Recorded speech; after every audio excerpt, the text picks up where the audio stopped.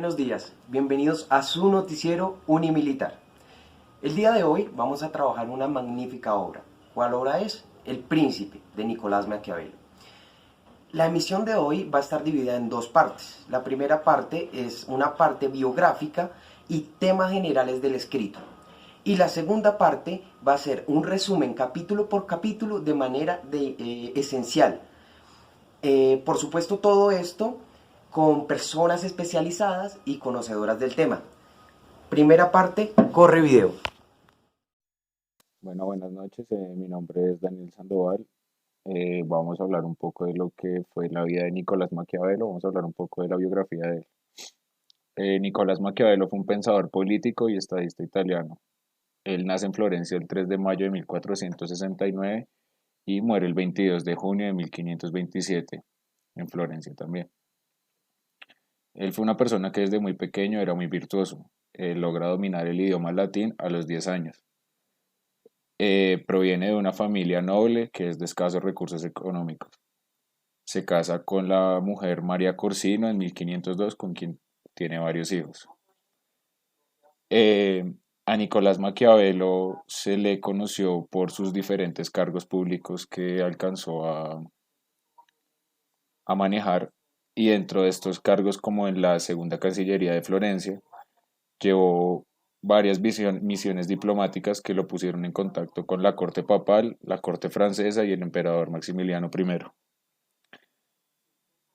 Eh, las numerosas embajadas que él logra ocupar le proporcionan la escuela con la que Maquiavelo enfoca su inteligencia hacia las sutilezas de la diplomacia italiana. Conoce las diversas instituciones europeas y reflexiona sobre las realidades políticas y sociales en los diferentes estados de Europa. De esta manera, Maquiavelo escribe varias obras a nombre suyo, y una de las más icónicas y de la que es objeto este video y este estudio es la del Príncipe, la cual la escribe dedicada para Lorenzo de Médicis.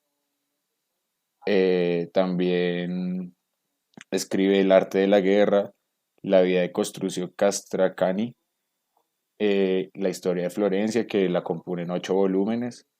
También habla sobre filosofía de política, como en este libro, El Príncipe. Discursos acerca de Tito Livio, y también logra escribir algunas comedias que son como La Mandograna, Clitia y Comedia en verso. Muchísimas gracias. Buenas noches, les vengo a presentar el libro El Príncipe de Nicolás de Maquiavelo. El libro El Príncipe es un tratado político del siglo XVI, hecho por el filósofo politólogo Nicolás Maquiavelo. El libro nos habla de las virtudes como príncipe de los principados y de cómo puede ser dirigido un reino o una burguesía.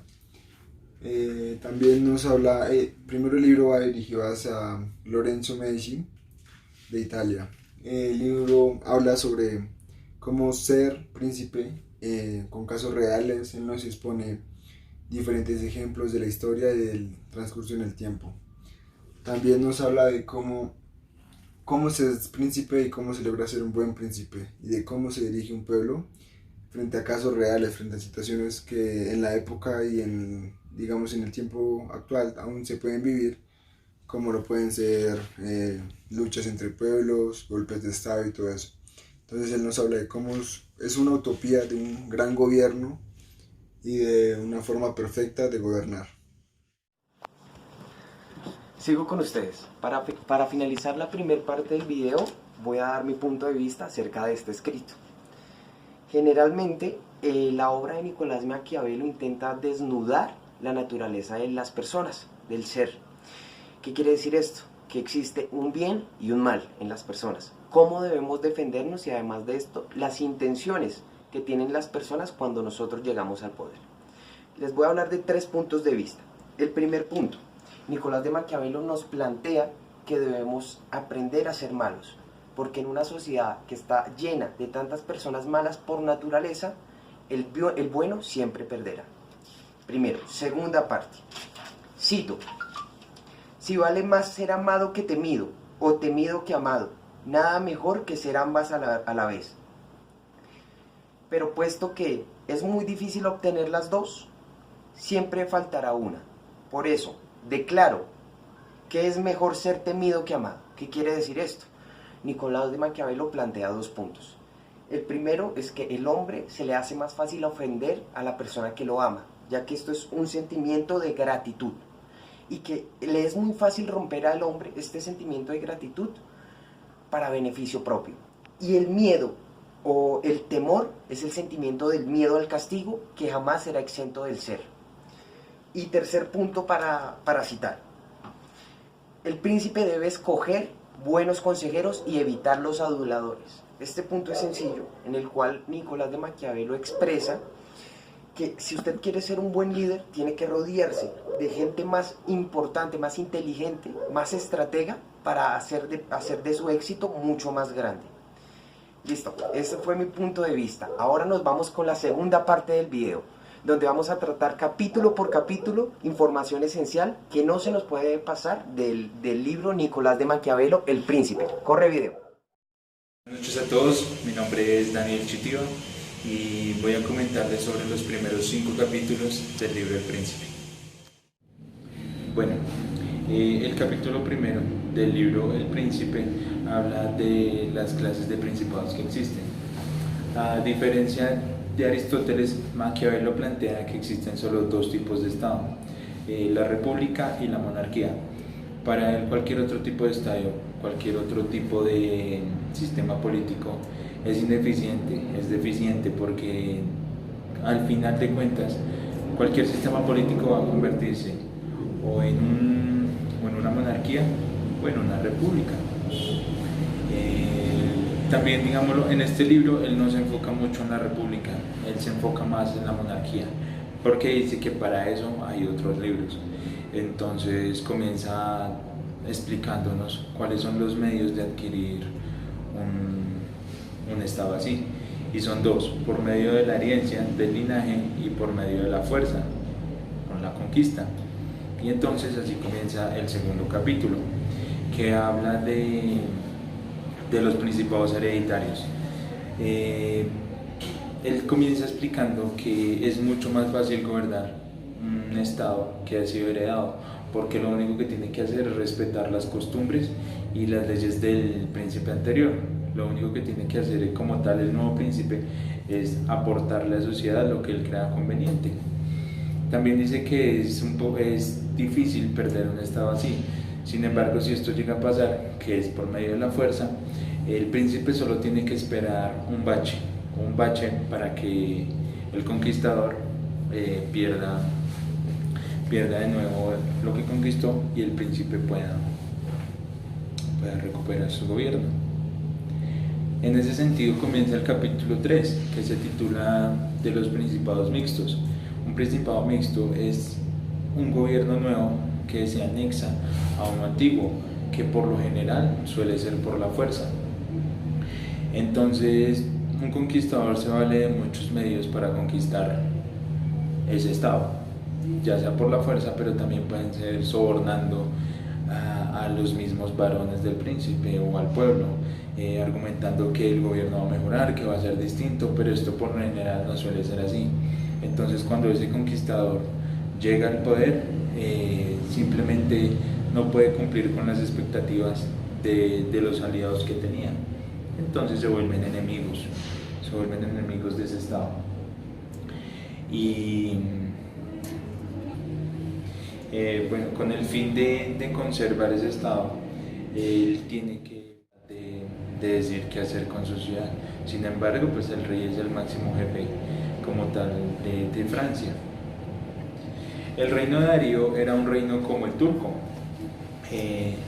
Un reino como el de Darío es muy fácil de gobernar y de conservar, pero muy difícil de conquistar, por motivos de que él es el único rey y su linaje es el único que tiene el poder. Entonces no hay forma de sobornar o de penetrar como tal en el pueblo, a diferencia del rey de Francia, donde cada varón de la ciudad puede hacer como tal lo que quiera, y todos aspiran a llegar a ser reyes. Es por eso que Alejandro, por medio de la fuerza, por medio del ejército, arrasó con todo el linaje de Darío, arrasó con sus costumbres, no dejó absolutamente nada que pudiera causar con el tiempo una rebelión. Al contrario, un reino como el de Francia sí permite como tal conquistar fácil, pero es muy difícil de conservar porque todos aspiran a ese reino y todos quieren conspirar contra todo el mundo. Y es así como comienza el capítulo 5, que pregunta de cuál es el modo de gobernar una ciudad que antes tenía su propia ley. Yo analizo que el libro del Príncipe va como en un hilo, él va explicando una cosa y va haciendo los capítulos. Entonces las formas de gobernar un estado que ya tenía sus propias leyes es por pasos. Lo primero es destruirla, lo segundo es radicarse en ella, lo tercero es dejar como tal las leyes que regían esa ciudad y luego obligarlas a pagar un tributo al rey por dejarlas vivir como ellos estaban, anexando también que el príncipe debe dejar muy pocas personas en esos estados, debe hacer unas colonias, pero tienen que ser muy pocas para que él pueda tener control de ellas, y si alguno quiere sobornar o conspirar contra el príncipe, le sea muy fácil encontrar quién sea el que está conspirando. Eso garantizaría que no va a haber ninguna rebelión, simplemente tienen que pagar por dejarles las leyes que venían gobernando. Sin embargo, si el pueblo no le parece esta idea, él plantea que el pueblo tiene que ser destruido por completo, que tiene que dejarse lo más débil posible para que tengan que depender de lo único que él les ofrezca. Tiene que, por decirlo así, debilitar a ese pueblo, debilitarlo con hambre, debilitarlo con leyes que no sean convenientes para el pueblo, porque para Maquiavelo conquistar un territorio por segunda vez le va a permitir conservar ese estado, porque el pueblo ya prácticamente quedaría muy débil y se tendría que regir a los mandamientos de ese nuevo príncipe. Y nos da un ejemplo con el cuarto capítulo, donde el título es ¿Por qué Alejandro logró conquistar el reino de Darío? Entonces Maquiavelo comienza explicándolo que existen dos tipos de príncipes, dos tipos de reyes. El primero es un reino turco, donde el príncipe o el rey es el máximo jefe de estado. Entonces cualquier ciudad anexada a ese reino tiene que hacer lo que diga el rey. Se presta de muy pocos varones para ejercer sus leyes. Todas las leyes van a todas las ciudades y él es el máximo gobernante. El segundo tipo de gobierno es, por ejemplo, el del rey de Francia, donde él nombra unos varones en cada ciudad y estos tienen la potestad de decir qué hacer con su ciudad. Sin embargo, pues el rey es el máximo jefe como tal de Francia. El reino de Darío era un reino como el turco. Un reino como el de Darío es muy fácil de gobernar y de conservar, pero muy difícil de conquistar, por motivos de que él es el único rey y su linaje es el único que tiene el poder. Entonces no hay forma de sobornar o de penetrar como tal en el pueblo, a diferencia del rey de Francia, donde cada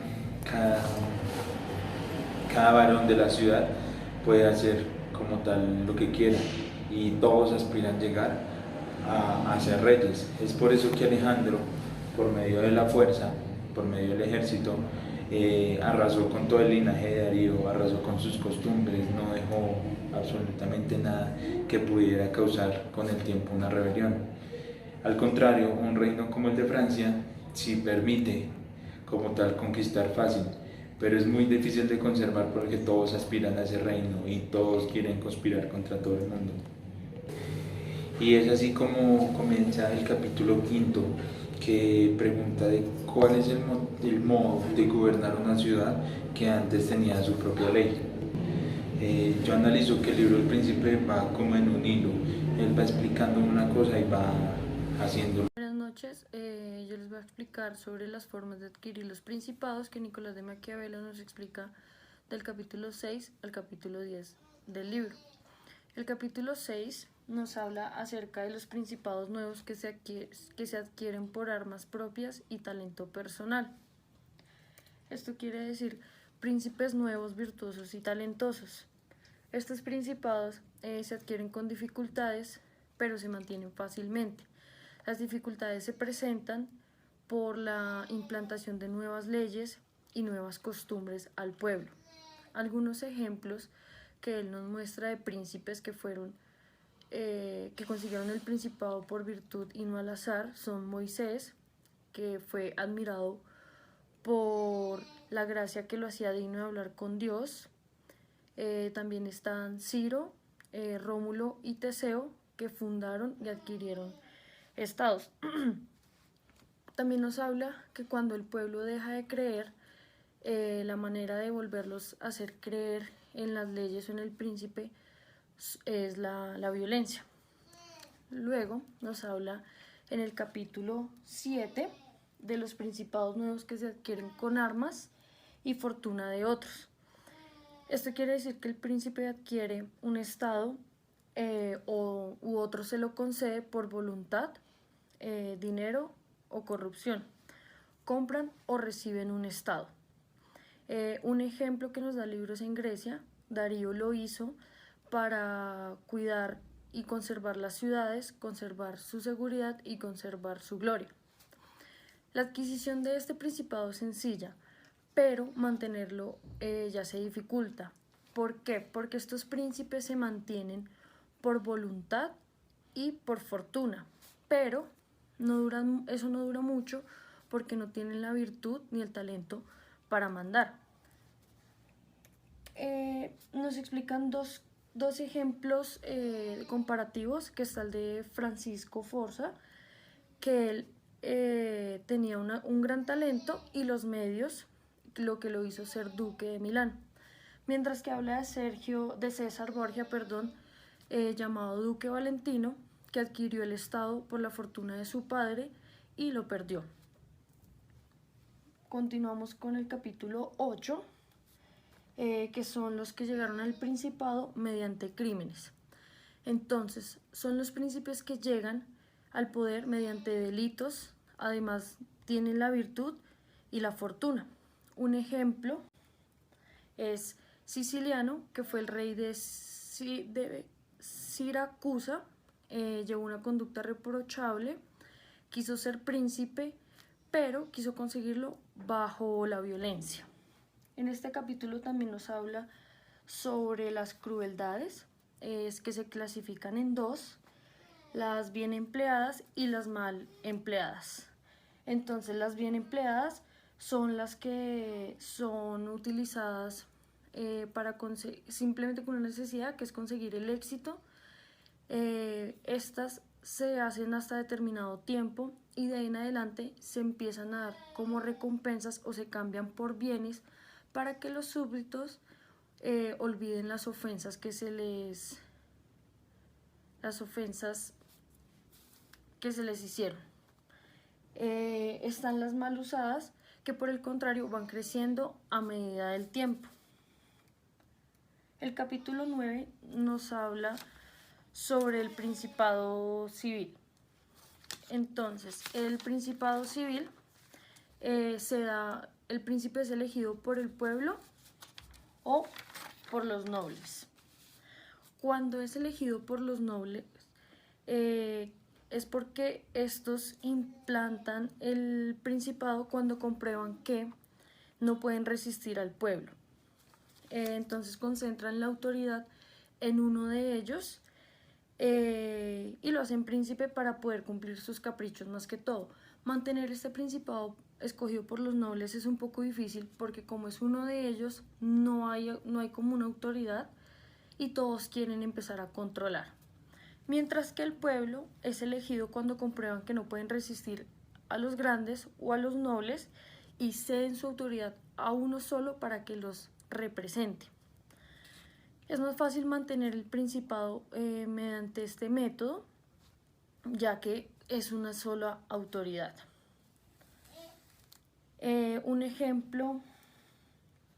Un ejemplo está Nabis, el rey de los espartanos, quien pudo resistir muchas batallas que lo atacó Grecia porque tenía al pueblo de su lado. Este principado está en peligro, lo podríamos decir así, porque quiere ser cambiado a un principado absoluto. Esto quiere decir que los príncipes que gobiernan son por intermedio de los magistrados. Es insegura su permanencia porque depende de la voluntad de los ciudadanos que están a cargo de ser magistrados. Y pasamos al capítulo 10, que es cómo deben medirse las fuerzas de todos los principados. Para hacer la medida, primero hay que examinar la naturaleza del principado. Se clasifican dos y se clasifica por la capacidad. La primera es de si el príncipe es capaz de sostener por sí mismo el Estado. Esto quiere decir que tiene que ser capaz de sostener y tener abundancia de dinero o de hombres para levantar un ejército y resistir una batalla. Y por otro lado, los que tienen que recurrir a la ayuda de otros porque no presentan una abundancia de hombres o de dineros y no podrían resistir una batalla a campo abierto con el enemigo. Quiere decir que se ven obligados a refugiarse detrás de los muros de su ciudad. Muchas gracias. Buenos días, mi nombre es Camilo Paredes y a continuación les voy a exponer del capítulo 10 al capítulo 14. Principalmente el capítulo 10, que es cómo deben medirse las fuerzas de todos los principados. Nos habla principalmente de que todos los principados deben tener mayor o menor fuerza dependiendo si se las otorga el príncipe. Para un príncipe es fundamental y es principal que el pueblo tenga buenas armas y un buen ejército para abstenerse de cualquier guerra que se le otorgue o en cualquier momento que se le ataque al pueblo. También para ellos son condiciones fundamentales pues tener una buena relación con el pueblo y principalmente con sus alrededores. Y también nos dice que si un príncipe, pues dependiendo si tiene una buena preparación militar o general como tal para ayudar y para fortalecer al pueblo, pues ellos dicen que harán lo posible para defenderlos hasta el final. El siguiente capítulo es el capítulo 11, de los principiados eclesiásticos. Este capítulo es demasiado interesante ya que nos dice que el Estado no requiere defensa ni el pueblo requiere ser controlado. Esto es debido a la principal característica y singular que los principados se basan bajo las leyes de la religión. Estas leyes tienen tanto poder y son tan poderosas, nos dice en este capítulo, que puede llegar hasta ese punto de que el príncipe nunca puede llegar a perder su poder. Nos dice que este tipo de leyes, pues para los príncipes para los príncipes es una de las más fáciles de gobernar debido a esto, a que se bajan bajo las leyes de la religión y pues es algo fácil para ellos. El siguiente capítulo es el capítulo 12, nos dice de las diferentes especies de tropas y de los soldados mercenarios.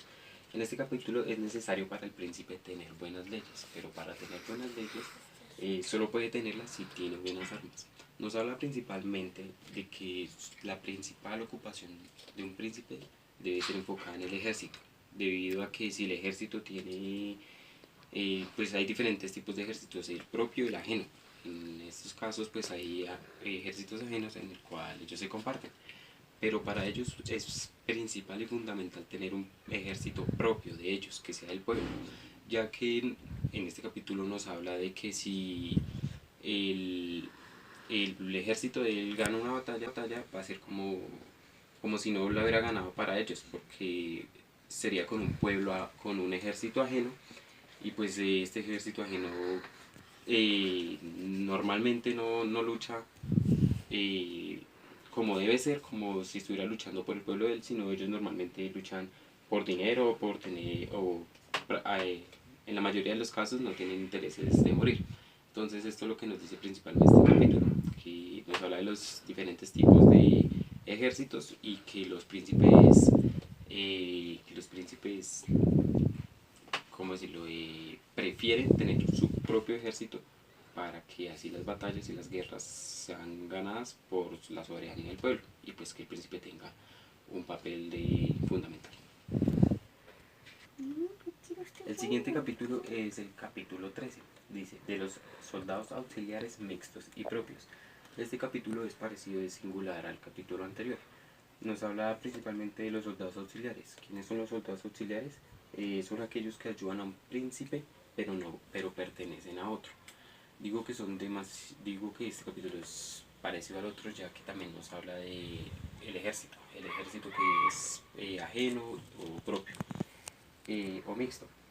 Este capítulo pues principalmente nos habla de que un príncipe prefiere perder con su propio ejército a perder con el ejército de otros, pues ya que, o ganar, o viceversa, pues ya que la victoria con este ejército ajeno no va a ser, para ellos dicen que no va a ser una verdadera victoria. Y por último, el capítulo 14 nos dice de las obligaciones del príncipe de las obligaciones del príncipe en los concernientes al arte de la guerra. Este capítulo nos habla principalmente, como el título nos dice, de las obligaciones del príncipe. ¿Cuáles son las obligaciones del príncipe? Las principales obligaciones del príncipe pues es la guerra. La guerra pues es la tarea fundamental y específica que debe tener un príncipe. Tal que pues no debe delegarla y siempre tiene que estar pendiente de ello porque pues es su principal funcionamiento. Dice que el príncipe debe enseñarle orden y disciplina a sus soldados, al pueblo, mostrarle sus virtudes como gobernante. Además debe pues como debe tener conocimiento, debe leer historia para así sacar conclusiones de los príncipes exitosos y pues ser un buen líder. Buenos días, mi nombre es Elkin David Trujillo Gutiérrez, soy de la Universidad Militar, estudiante de Derecho, primer semestre. Vengo a hablarles del libro El Príncipe, del capítulo del 16 al 20. El capítulo 16 habla de la prodigalidad y de la avaricia. Primero haremos qué es de la prodigalidad. Es sustentar, hablar más, ostentar más de algo. Y aquí nos habla de las virtudes. La prodigalidad como virtud. El príncipe puede tener una prodigalidad buena cuando habla de sus virtudes y las asemeja a lo que él hace. Pero ¿cómo puede llegar esta prodigalidad como virtud hacia la avaricia? Cuando el príncipe, por exagerar, hablar más de lo que él hace, puede llegar a la tacañería, a caer en vicios, a perder la verdadera esencia del príncipe. Consecuencia de la grandeza. Cuando hablamos de la consecuencia de la grandeza, habla de cómo el príncipe, por creerse más que los demás y por hablar más de los demás, abalanza más sus virtudes y pierde esa grandeza y pierde su semejanza frente al pueblo. Capítulo 17, de la crueldad y la clemencia. Este capítulo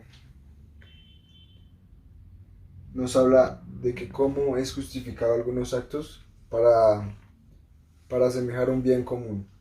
Digamos, nos habla de Borgia cuando reinaba y nos decía que él, para cuidar a su pueblo, para cuidar a sus súbditos, hacía, digamos, causaba daño en otros lados, pero era para hacer un bien. Entonces yo pongo como ejemplo Putin. Él es una persona que, digamos, el país de Rusia lo quiere, pero a la vez le teme. Es la carencia del amor en un príncipe. Un príncipe no puede caer en amor y en gratitud frente a todos sus súbditos, porque si no, estos podrán recriminarle y no temerle.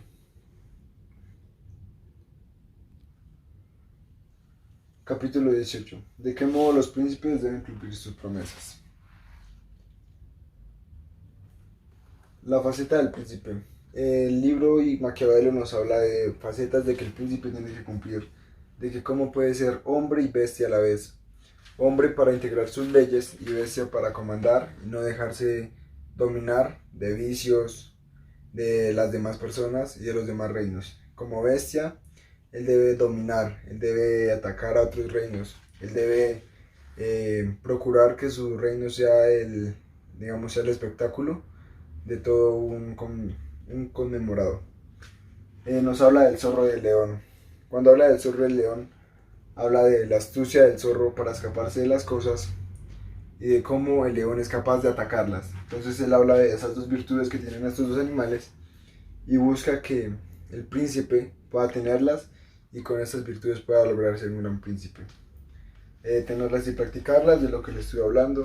El rey debe procurar que estas virtudes del zorro y del león y del hombre y de la bestia las practique para asemejar un buen reino y para cumplir ante sus súbditos. ¿De qué modo debe evitarse ser odiado, ser despreciado y odiado? La causa de ser odiado y despreciado. Aquí nos habla cómo el príncipe siempre debe buscar el bienestar de sus súbditos, digamos un bienestar mayor frente a un bienestar menor. Y eso es lo que habla al ser odiado, digamos, si el príncipe tiene mucha gratitud y es muy noble, el pueblo lo puede, digamos, el hombre siempre cae en el vicio de traicionar, de incumplir promesas. Entonces, si el príncipe es noble y cae en ese vicio, es mejor que uno sea odiado y sea temido para que no caiga en el miedo de una traición o una falsa promesa de alguno de sus compañeros, de algún burgués o de algo. Hablamos del no temer. Cuando el no temer habla es que tiene que mantener los nobles tiene que mantener un favoritismo como por los nobles como por el pueblo. Tiene que reunir todo su campo y hacerse querer entre el campo de los nobles y el campo del pueblo. Entonces aquí nos habla Maquiavelo que el príncipe, los más cercanos a hacerle un golpe de estado o una traición son los nobles, pero los nobles pueden hablar, pueden desglosar muchas palabras que hagan que el pueblo lo siga y lograr hacer un golpe de estado. Entonces aquí él nos habla que al no temer es al unirse con todos y hablar con todos. Llegamos al capítulo 20. Si las fortalezas y muchas otras cosas que los príncipes hacen con frecuencia, ¿son útiles o no? Como veníamos hablando del capítulo anterior, la fortaleza de armar y no tener. El armar al pueblo para beneficio de un ataque que el pueblo se puede defender es bueno, pero cuando el príncipe le teme a reinos externos, es mejor que arme al pueblo, que lo llene de armas para que se sienta beneficiado y se sienta como apoyado. Pero cuando el príncipe le teme al pueblo, el único apoyo que él va a tener son en sus fuerzas, en la autoridad de los soldados. Entonces el modo de adquirir el Estado. Cuando Maquiavelo nos habla de esto, es que una persona que adquiere el Estado por medio de, digamos, que venía de un gobierno malo, de desinterés, de desaprobación, es difícil que alguien que llegue a ese nivel de desinterés y desaprobación, llegue a buscar una aprobación y llegue a obtenerla, porque el descontento de las personas nunca se va a obtener. Maquiavelo nos habla de las fortalezas. Cuando habla de fortalezas, él nos habla que lo que le estaba diciendo ahorita, que el rey, si le teme al pueblo, debe protegerse del pueblo. Pero si el rey está con el pueblo y vive del pueblo y tiene que protegerse de ataques exteriores, de algo que llegue al exterior. Entonces ahí es donde nos habla que armar al pueblo o armarse contra el pueblo. Y bueno, esto fue el capítulo 20 y pues muchas gracias, ya los dejo con mi compañero. Buenas noches, mi nombre es Santiago Cristancho García, estudiante de la Universidad Militar Nueva Granada. El día de hoy voy a explicarles acerca del capítulo 21 al capítulo 26 de la obra maestra El Príncipe de Nicolás Maquiavelo. En el capítulo 21 él nos va a hablar de que el príncipe tiene que adquirir una reputación. ¿Para qué? Para ser dignamente amado y además de dignamente amado, cómo él puede ejercer el poder, ¿verdad? Además de esto nos va a desplegar una serie de opciones múltiples con las cuales el príncipe se va a ganar la estima de todos los miembros del poder, incluso de su sociedad. En el capítulo número 22, Nicolás de Maquiavelo nos va a hacer un planteamiento que es el siguiente: no hay peor enemigo que el que se tiene cerca. A partir de esto, en el capítulo número 22 nos va a hacer índole entre los consejeros y los secretarios que el príncipe tiene a su cargo. Pero específicamente el capítulo nos va a hablar de algo muy importante, que es la selección y cómo manejar a estos ciertos secretarios o consejeros para evitar la traición. Ahora nos vamos a dirigir al capítulo número 23. Este capítulo número 23 es muy interesante, tiene factores de estrategia muy puntuales, pero en este capítulo Nicolás de Maquiavelo va a resaltar la importancia que tiene para el príncipe las estrategias, ya que estas estrategias son las que lo llevan a mantener el poder y ejercerlo. Nos va a decir que nos tenemos que alejar de los aduladores, ya que estos nos van a mentir siempre solo para quedar bien con nosotros, o incluso con los príncipes, ¿no? Por supuesto. Además de esto, nos va a hablar que necesitamos gente, necesitamos un grupo, necesitamos un equipo para poder trabajar, y además de esto, gente que nos diga la verdad frontalmente, y así vamos a conseguir un éxito. Llegando al final del libro, El Príncipe, Nicolás Maquiavelo, estamos en el capítulo número 24. Nicolás Maquiavelo decide hacer un recorrido histórico, un recuento histórico en el cual los monarcas italianos pierden el poder consecutivamente, pero nos hace énfasis en cuáles son esas causales o esos asuntos tan importantes que se interponen en el poder, que nos van a hacer perder el poder. Esa es la idea principal de este capítulo número 24. En el capítulo número 25, Nicolás de Maquiavelo nos va a expresar que los triunfos a veces dependen de dos aspectos. Uno es la suerte o la fortuna, y el otro es las estrategias que usted escoja. De acuerdo con esto, él dice o hace un planteamiento en el cual dice que la fortuna siempre o en ocasiones va a afectar considerablemente. Por eso, en estas ocasiones donde la fortuna actúa, el monarca tiene que actuar con sabiduría para salir de estos hechos. En el capítulo número 26, Nicolás de Maquiavelo nos va a hablar o va a exhortar a los líderes italianos y los va a incitar a que sigan peleando por el poder que perdieron en algún momento y a librar la patria de los bárbaros y de los extranjeros, y que Italia nuevamente quede en las manos de los italianos legítimos. A continuación van a seguir unas pequeñas conclusiones que nos van a esclarecer mucho más el tema. Gracias. Bueno, en este punto de la exposición vamos a dar unas breves conclusiones de lo que es el libro El Príncipe de Nicolás Maquiavelo. Y es que esta obra expone un interesante discurso de la realidad política que puede ayudar a comprender la evolución social y política del mundo del Renacimiento. El príncipe deja completas y atrevidas interpretaciones acerca del poder y de los gobernantes. Nicolás Maquiavelo escribe con un realismo que para su momento fue muy implacable, y demostrando algunos sentidos de orden y fines políticos e ideológicos que pueden ser convenientes para la comunidad, señalando métodos sagaces, inteligentes y astutos que pueden llegar a ser eficaces para lograr predominar y lograr hacerse al poder y perpetuarse en él, pues para las situaciones en el tiempo en el que vivía Italia en ese momento, y en sí es la mayoría de los países europeos. Este libro está catalogado como un clásico por la historia, o sea, es un libro que es ícono porque ayuda a dar bases fuertes y muy concretas para los futuros gobernantes, por lo que se decía ahorita, por lo que Maquiavelo escribe, no de una forma filosófica ni buscando alguna manera heroica de hacerse al poder, sino hablando con la verdad. Entonces Maquiavelo se dio a conocer por escribir temas políticos. Es un tema que desde tiempos antiguos fue complicado, pero que él como profesional lo supo llegar a manejar. Se dice que este libro pues es base, es un libro base para los políticos y es un libro fundamental.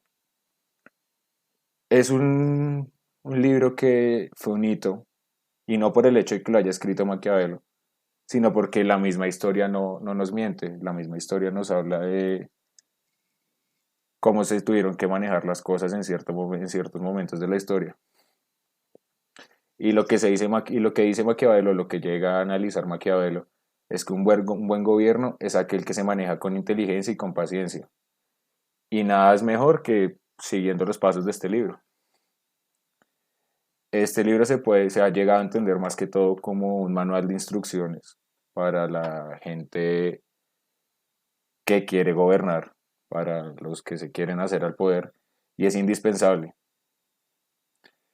Es indispensable para que el gobernante logre ser amado por su pueblo y al mismo tiempo también, en cierta manera, ser temido y respetado por ellos mismos. Entonces, bien sabemos que es un libro fundamental y no, no se debe, no se debe dejar pasar un libro de estos para la gente que quiere llegar a hacerse el poder. Muchísimas gracias.